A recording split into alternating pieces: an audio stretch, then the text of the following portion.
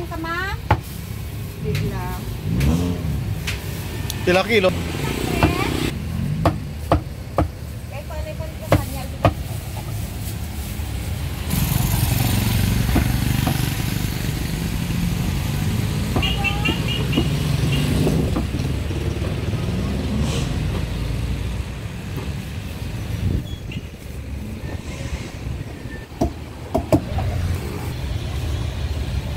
What a lovely sunny morning in the City of Love. Nandito po tayo ngayon sa Arevalo District of Iloilo City. Bibili muna tayo ng lechon. Siyempre, sariwang-sariwa at saka napakalutong ang lechon baboy. Tingnan nyo naman oh. Ayan. Pakagat nga ng balat.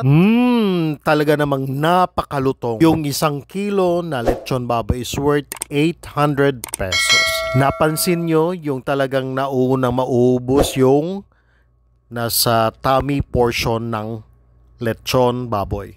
Kaya kung maaga kayong bumili ng lechon baboy, syempre makakapili talaga kayo. Yung inuuna talaga yung tummy kasi diyan talaga yung pinakamasarap. Meron din po tayo ditong iyaw-iyaw yung inasal at saka meron pang isang stand ng next lechon, special lechon baboy. Yan. Yan, tingnan nyo, nauna talaga maubos yung tummy ng lechon baboy. I swear, yummy, very yummy. At saka, talaga namang mabubusog ka talaga ng lechon baboy sa Nick's Special Lechon. Hindi talaga makukumpleto yung Sunday morning ninyo pag hindi kayo dumaan dito sa ganitong portion na kailera yung mga lechon stand dito.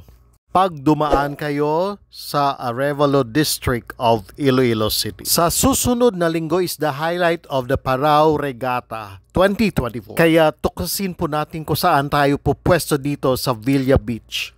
Sisiguraduhin po natin maaga po tayong dumating dito kasi punong-puno po ito ng mga tao sa linggo. Di hamak rin na masarap yung Sarios Lechon. At sa nadinig ko, sasali rin po sila yan para sa Lechon Festival this coming Sunday. Para sa mga lechonan na magpa-participate sa linggo para sa Lechon Festival, they are going to distribute 20. Yes, you heard it right. 20 na lechon baboy.